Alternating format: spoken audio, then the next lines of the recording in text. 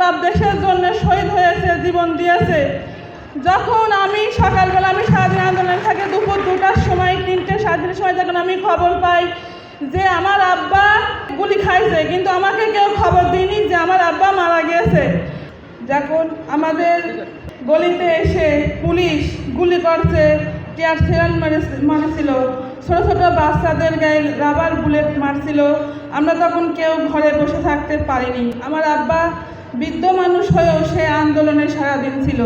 তার সারা গায়ে rubber bullet সকালবেলা লাগেছে, তার গা দিয়ে ঝরঝর করে রক্ত।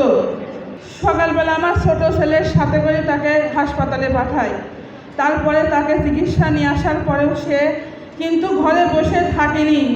আমার ছাত্র ভাইরা মাইকে ডাকছে। আমার খানাপাড়ার শিশু ছোট আবদুল্লাহ 11 বছর বয়স, তাকে যখন থানার ভিতরে গুলি করে টেনে হিঁচড়ে নিয়ে গেছে, তখন মাইকে আমার ছাত্র ভাইরা সব আমাদের ডেকেছে যে আপনারা কিটা কোণে আছেন, সবাই চলে আসুন। আমাদের গুলি করে সবাই মেরে ফেললো। আমরা কেউ ঘরে বসে থাকিনি। আমিও আন্দোলনে সারাদিন ছিলাম। 5 তারিখে আমিও আন্দোলনে সারাদিন ছিলাম। আমিও ঘরে বসে থাকতে পারিনি। আমার ভাইদের ডাকে আমার বাপ দেশের জন্য শহীদ হয়েছে, জীবন দিয়েছে।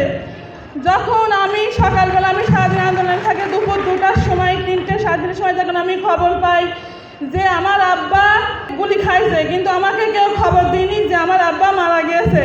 ফোন পাওয়ার সঙ্গে সঙ্গে সেই অবস্থায় আন্দোলন থেকে আসিও আমি সেই অবস্থায় দৌড়াতে আমি হাসপাতালে চলে গিয়েছি আমার শিশু বাচ্চার সাথে করি।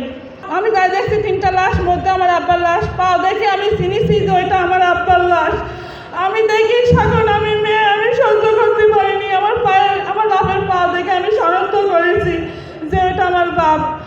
তখন আমি নিয়েছি, আমি আমার আকাঙ্ক্ষা দিয়ে করি। আমরা কোনো সময় একটা লাঠি আগায় দিয়েছি, 1 গ্লাস পানি খাইছি, একটা বিস্কুট খাইছি, তবু আমরা আন্দোলনের শরিক ছিলাম।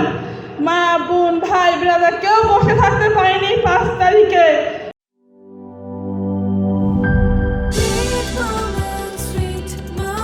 Treat chocolate. Treat moment. Sweet moment.